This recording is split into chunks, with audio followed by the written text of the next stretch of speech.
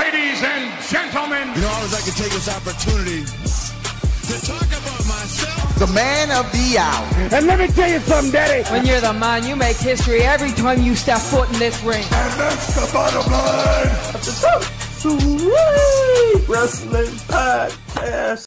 Ladies and gentlemen, welcome to episode 111 of the Sweet Wrestling Podcast. I am back. Yes, indeed. It has been a while, a good month or so since I've done a podcast. So I am very excited to get right on into this. You can find me at linktr.ee/2sweetpod on Twitter as well at 2sweetpod. That's the number 2sweetpod and at OMG Corey B. So we're not going to waste any time, ladies and gentlemen. We're going to start off with a few of the laughs of the week. Yes, indeed, ladies and gentlemen. First up on the laughs of the week, the entire Extreme Rules pay-per-view, man. This was one big joke, man. Everything from Bayley being a referee to the swamp match ending the way it did. It was just a comical pay-per-view, and in most ways not good comedy. That's first on the laughs of the week. Second is Bayley bowing to Sasha Banks on Monday Night Raw. That entire entrance with her winning the title, coming out on Monday Night Raw, and Bayley just going crazy. That was funny as well. And last up on the laughs of the week, ladies and gentlemen, we had McIntyre, we had Dolph Ziggler, and for whatever reason, Dolph Ziggler is getting another title shot. And Drew McIntyre is trying to come up with a stipulation for the match. He stops, and a random guy in the crowd yells, "How about eye for eye?" That was hilarious to me, to go on top of all of the eye puns that were going on Twitter as well. I saw all of you. That was funny as well. Ladies and gentlemen, those are your laughs of the week. So we move on into the topics today, and we got 5 topics. We're gonna hop into some AEW and NXT as well on top of those 5 topics. So stick with me, ladies and gentlemen. Won't keep you here for very long today. First up, Booker T. Booker T, come on, man. Come on, Book. Come on, Book. There was a movement started. It was a hashtag, Naomi deserves better. And after Naomi lost her match to Lacey Evans last Friday, it was like, even before I even saw the hashtag, or even before it trended, I was like, man, bro, I was down. And I went back and watched the Royal Rumble entrance. I was like, okay, that made me feel a little bit better, because Naomi really does deserve better.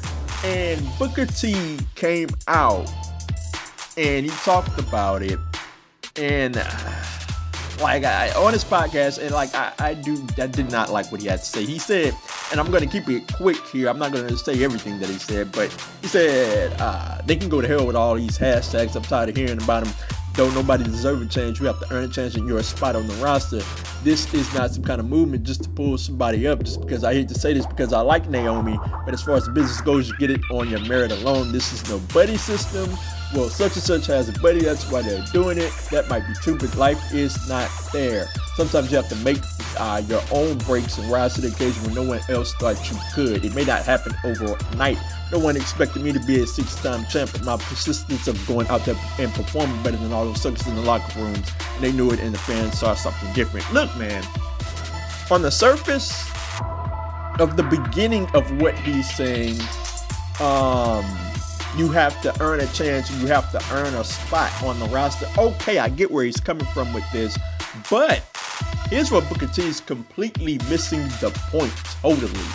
Like, okay, I understand that, there wasn't Twitter around back in the 90s. So it wasn't like fans just did hashtag and stuff in the 90s. But fans would go to the arena and cheer and boo whomever they liked, and cheer up whoever they wanted to see. It was happening back then. It just wasn't happening on Twitter. But where he's really missing the point is that Naomi has earned this. She has earned it. He said, you know what, you gotta get it on your merit alone. Naomi has worked her way up from being a freaking cheerleader at the start of her WWE career, working all the way up to being in the singles division improving her craft month in and month out, becoming better and better and better, to having a complete character change into the Feel the Glow character. She has worked her way up, and the fans ate up that character. They loved it, and they still love it to this day. So she has earned it. Booker T is completely missing the point here. And like, a lot of people bag on the Naomi deserves better hashtag, but it's true. Like, Daniel Bryan deserves better. Kofi Kingston deserved better, and it got done because of Twitter. I mean, not strictly because of Twitter, because we actually had fans in the audience back then. And I'm pretty sure the fans were there. Now we see some in favor of, or we see the majority in favor of Naomi. But, you know, things like this has worked before. It isn't foolproof, but you look at Twitter, and divas were given a chance because of Twitter. And people go to Twitter to voice their opinions, especially since they can't do it in the arenas. So here's my deal, man. Don't bag on the people that saying Naomi deserves better, because she actually does. And look, I say I'm disappointed in Booker T, because Booker T, as a prominent black wrestler, or former prominent black wrestler, a true OG in the game, man. Like, what he says has weight to me, man, as a black man. And like, I'm not saying that, you know what, WWE is booking their talent based upon the thoughts of Booker T, but his weight, his voice has weight, and when he says something like this, it really diminishes the movement of the hashtag in my estimation. That's why I say that, you know what, I'm disappointed in Booker T. You could be saying better. Like, I understand, like, you can say that, you know what, I'm not a fan of hashtags, but you know what, Naomi has earned her way up there. Had he said that, then you know what, I could have lived with it. But he's coming out and he's talking like Naomi hasn't earned it, and I'm like, dude, she has absolutely earned it. People are pissed because this woman came out in the Royal Rumble, got the loudest ovation of the night next to Edge, and like, right then and there, she had all the momentum in the world. You had women coming out looking at that Royal Rumble clip and saying, okay, I'm gonna get into wrestling just based upon her hair. Like they had women saying that, you know what, I've never watched wrestling before, but I want to watch it now. I want to watch her. And you had an audience that just came out of nowhere and you blew it. Like, Naomi was on fire and they blew it. Like, that's why people are upset. That is why Naomi deserves better. And that is why I hope she gets better, because she can be the next in line to challenge Bayley for the championship, or the next in line to take the championship off of Bayley. So she could be that type of person where she has momentum within the division, having great matches within the division left and right, but they won't use her like that, and they need to. This is why people are so upset with WWE. They need to get it right. That's my opinion. They had, when that woman came out of the Royal Rumble, she had everybody in the palm of her hands, man. Wrestling fans, non-wrestling fans was coming in and saying, I want to see her, and they blew it. Get it better, WWE. Naomi deserves better, and I'm encouraging everybody, the hashtag, keep it going. Like, let's just keep it going, because screw it. Either they gonna do it or they won't. That's on WWE, but we gonna keep supporting Naomi. I don't care what nobody else says. Moving on. Impact is back. I'm hearing a lot of people saying Impact is back. We're moving on to Impact Wrestling, and you know what, man? Slammiversary was really good. It was a really fun night, man. I really enjoyed it, and had a lot of people afterwards saying, you know what, Impact is back, and I'm just here to say, you know what, man? In the immortal words of LL, don't call it a comeback. I mean, they've been here for years.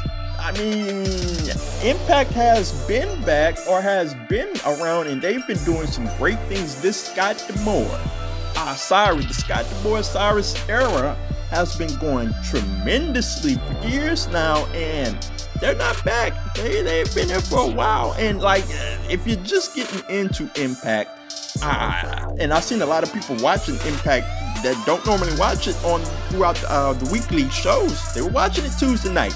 And what you get, man, is you get a show, while not perfect, and no show is.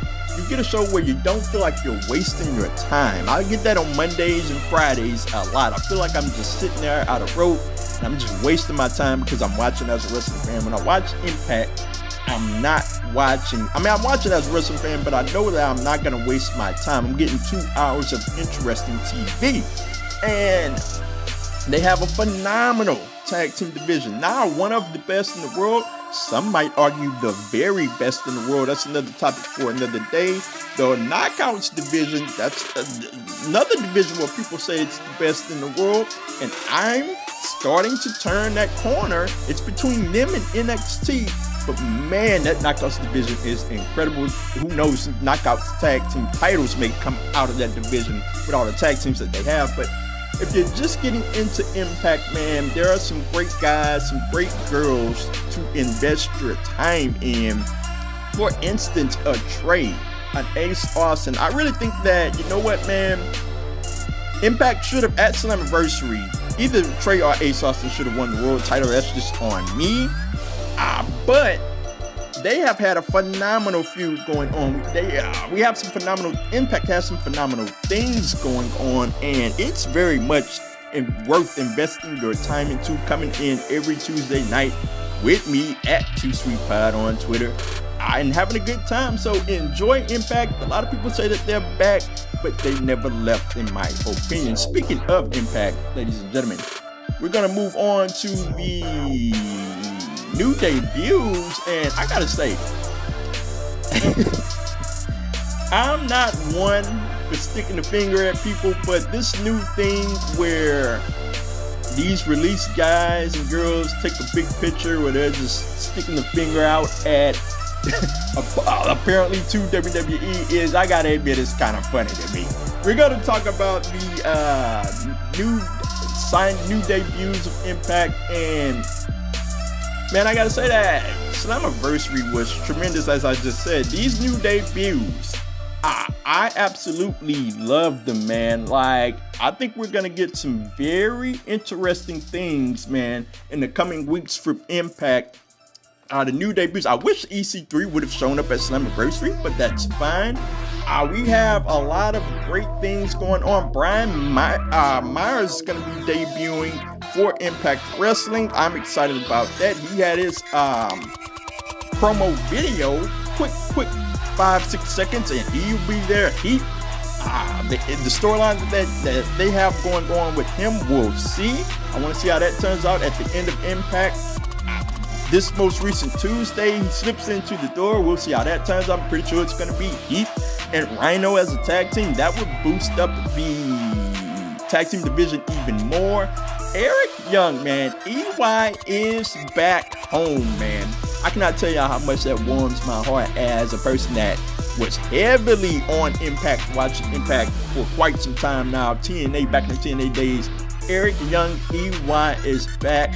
And man, the Good Brothers, I absolutely love that theme. Another great addition to the tag team division. And they have a feud kicked off with Ace Austin and Madman Fulton. I'm pretty sure that's going to be great as well. We'll see how it turns out. I'm excited about it. We'll see. And of course, the franchise. EC3 back home where he belongs, where he always belonged, where back in the company where they used him the best and where he shined himself the best. I cannot wait to see this guy get going in Impact Wrestling again. It will be phenomenal. And man, the best is yet to come, in my opinion. We'll see how it all turns out. But one thing's for sure is that I am very, very excited about what happens from here on in. Moving on, ladies and gentlemen, we're going to move on to AJ Styles, man. He ripped Paul Heyman a new one, bro. And it all stems from the Good Brothers said last Saturday that, you know what, Paul Heyman got him fired. And there were rumors that AJ Styles was upset about that. That's why he went to SmackDown. So AJ Styles just came out and said it. Look, man, he said the reason I went to SmackDown is because I couldn't stand looking at him being Paul Heyman. The story is that Paul Heyman lied to AJ Styles about getting the Good Brothers fired. And you know what? That set AJ Styles off. He said, I just can't stand a lie. I'm a grown man. You're a grown man. Why lie? So it's very interesting, man. Like, I thought this Paul Heyman was done. Like, I thought the lying, scheming Paul Heyman was left in ECW. But apparently, man, the AJ Styles ripped him. The Good Brothers ripped him. And it's like, man, Paul Heyman, bro. On one hand, screw Paul Heyman. But on the other hand, thank you, Paul Heyman. Because screw him, because how could you get those guys fired, man? Like, that's one of the best tag teams in the entire world, and you got him up out of there.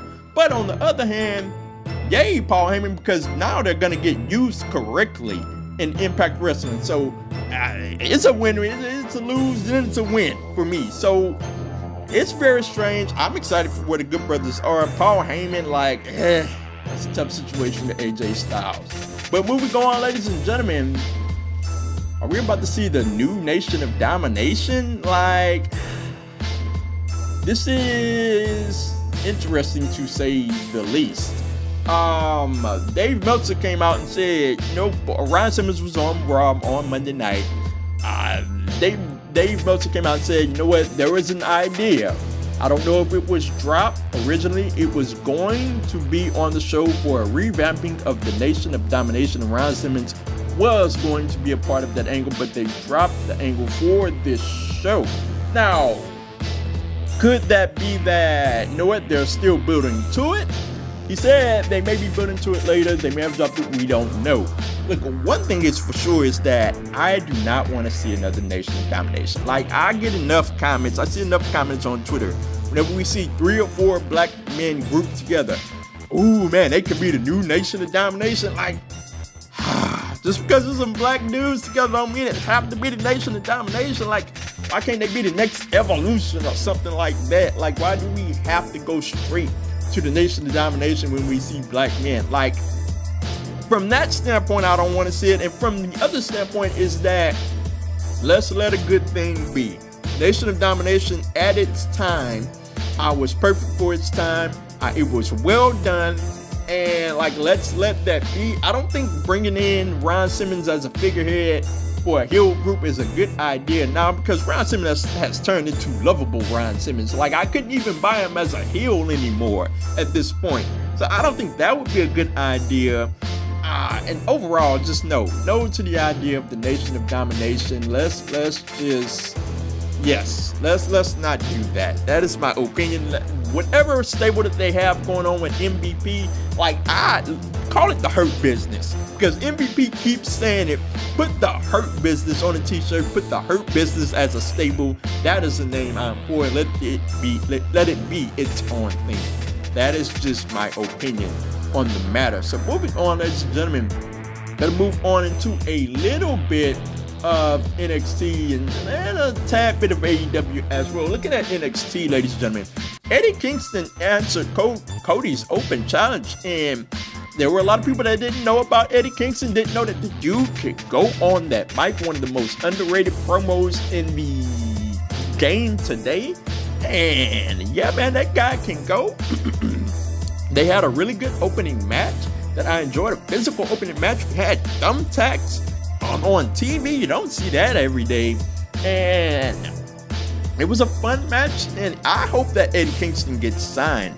Cody picks up the win, and I'm going to get to the open challenge later, but Eddie Kingston, I hope that guy gets signed because he's deserving. He is a heel to the core, man. Like, you need somebody to come out and piss off the fans, get Eddie Kingston. He is good at his job, and I hope that he gets a deal with AEW. Moving on to the Cody Open Challenge. Look, man, I don't want to be the one to say it, but I'm going to say it. It's losing steam, man. Here's my deal. It is just like John Cena. John Cena had the Open Challenge, and look, man, there were some really good matches to come out of that. But eventually it turned into John Cena's just gonna win this match, Open Challenge. Like, there's no excitement to it. There's no intrigue from the standpoint of will he ever lose, and that's what it's coming to with Cody in this open challenge. We've had some fun matches. Like there's been some things that I've really enjoyed with Cody and the opponents that he's faced off with, including Eddie Kingston. But at the end of the day, Cody is not gonna lose in the open challenge. Like, we need, at this point, we need to be building to a singular matchup. Like, let's build up a feud with Cody Rhodes. It doesn't really feel like Cody's being built up. It's just, here comes the next person to lose again. It doesn't feel like anybody else is being built up as well. So let's build someone up for this challenge, and let's build up Cody, and let's build to a pay-per-view matchup, because the open challenge, in my opinion, is starting to lose a little bit of steam. Moving on to sticking with AEW, but moving on, the women's tag team tournament. Like, I think that this is a very interesting idea. Like, I am interested to see how they pull it off. Now, they have a relatively thin division, so not a lot of tag teams. Like I just mentioned with Impact Wrestling, they have a ton of tag teams, and they could theoretically pull off the tag team women's division. We'll see what happens with AEW. Maybe they sign some more women's for the tag tourney. I'm excited about it though. Let's give it a chance. Let's see how it turns out. And you know what? I'm down for it. An AEW women's tag team tourney. Like, I find that to be very exciting. So, moving on, ladies and gentlemen, I just want to get into the Dark Order, man. Like, you had Hangman versus 5, and here's my deal with the Dark Order. Here's one problem that I really have. Brody Lee should not be out asking people to join the Dark Order. Like, here's my deal. I liken it back to the NWO back in the day. Hogan, Hall, and Nash wasn't out there asking people to join the NWO. People were just joining. Like, people were joining the NWO. And, like, here's my deal with the Dark Order. The more you have Brody Lee out there asking people to join, and the more you have people saying no, it diminishes the Dark Order in my estimation. It diminishes Brody Lee as a leader, because he keeps getting turned down left and right. Like, with the exception of Colt Cabana, that is. Like, you can't have people continuously turning him down. That's just my estimation. But overall, we'll see how that turns out. Dark Order, I wish them well. Hopefully, I want to see Brody Lee prosper. We'll see how it turns out. So, ladies and gentlemen, moving into a little bit of NXT. Keith Lee, man. He started out the show and he dropped the North American title. Like, what was the point, man?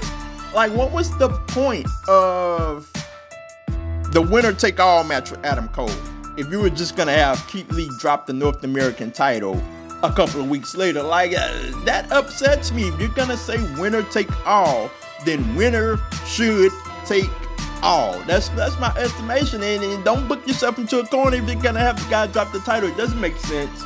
But we're gonna have a series of triple threats, and we're gonna have a ladder match at NXT 30 for the North American Championship. That should be a fun matchup. I just don't like Keith Lee dropping the North American title. Hey, that's just me.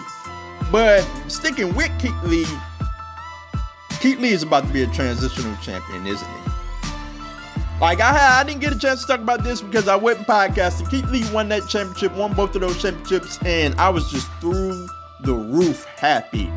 And in the middle of that man's title celebration, they showed Scarlett and Karrion Kross kissing, and I'm like, bro, what? Get the camera back on Keith Lee. The dude is a double champion. Get the camera back on him. I was upset about that. But we had Dominic Dijakovic and we had Karrion Kross. Karrion Kross laid him out, beat him down. Keith Lee was at ringside, and I really enjoyed one of those rare instances where I enjoyed that there's no fans in the crowd. we heard the verbiage going back and forth from Dijakovic to Lee, from Cross to Lee. And like, it was a well done match. It was a well done segment last night. And now we have Keith Lee versus Karrion Kross, and that's definitely gonna go down at TakeOver. And you want to piss me off? Make Keith Lee a transitional champion. That is really gonna piss me off. Like, in the mortal words of Jeff Jarrett, don't piss me off. Like, if he's gonna be a transitional champion, then I would have rather not have seen him win the title at all, especially since he's dropping the North American title. Like, there would be no point. You could have just had Adam Cole versus Karrion Kross at TakeOver, and Karrion Kross could have won. But now they've booked themselves into a total corner. Now, Keith Lee can't lose his first title defense, but Karrion Kross is running undefeated. You can't have him lose either, and you can't have a DQ or a count out or something at a pay-per-view for the title. So you got to have one of them lose. You booked yourselves into a corner. And now I believe Keith Lee will be a transitional champion. I will be throwing stuff in here left and right if that happens, but I'm prepared for it, and it's gonna suck. So that's it, ladies and gentlemen. Let me know all of your thoughts, whether that be on Twitter at 2SweetPod or at OMGCoreyB. Let me know all of your thoughts on wrestling, NXT, AEW, WWE, Impact, whatever it may be. On Twitter, on YouTube, as well at OMGCoreyB.